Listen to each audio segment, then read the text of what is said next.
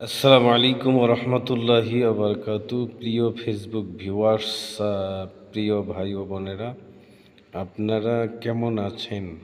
কে কোথা থেকে আমার এই ভিডিওটি দেখছেন, দয়া করে কমেন্ট করে জানাইয়েন। আজকে যে বিষয়ে আমি আপনাদেরকে কিছু কথা শেয়ার করব, সেটি হলো বাংলাদেশের অগণিত ইমাম, মুয়াজ্জিন, খাদেম, অর্থাৎ মসজিদে যারা দায়িত্বরত আছেন, বিশেষ করে ইমাম, মুয়াজ্জিন, খাদেম, এদের জন্য একটি বড় সুসংবাদ।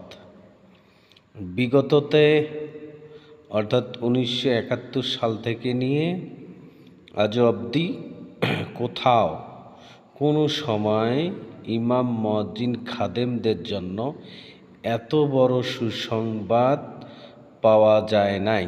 যেমনটি সুসংবাদ এসেছে বর্তমান সরকারের প্রধান, মাননীয় প্রধানমন্ত্রীর আমলে। তিনি তার নির্বাচন ইস্তেহারে বলেছিলেন, আমি বাংলাদেশের মসজিদগুলোতে যারা খেদমত করে, বিশেষ করে ইমাম, মুয়াজ্জিন, খাদেম, এরা কেন বৈষম্যের শিকার থাকবে, এদের জন্য আমি ইনশাআল্লাহ কিছু একটা করব। বোঝা যাচ্ছে উনি যে বলেছিলেন আই হ্যাভ এ প্ল্যান, এই প্ল্যানের মধ্যে এটিও একটি।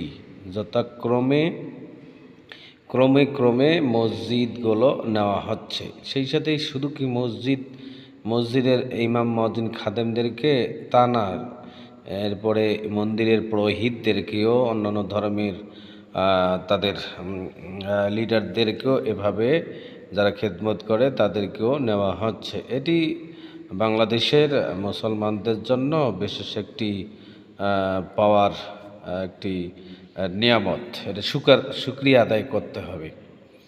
সম্মানিত উপস্থিতি, বিশেষ করে মসজিদের ইমামরা যারা আছেন, এরা যারা অন্য প্রকল্পে অর্থাৎ ইসলামিক ফাউন্ডেশনে যারা নিয়োজিত আছেন, তাদের মন খারাপ হওয়ার কথা।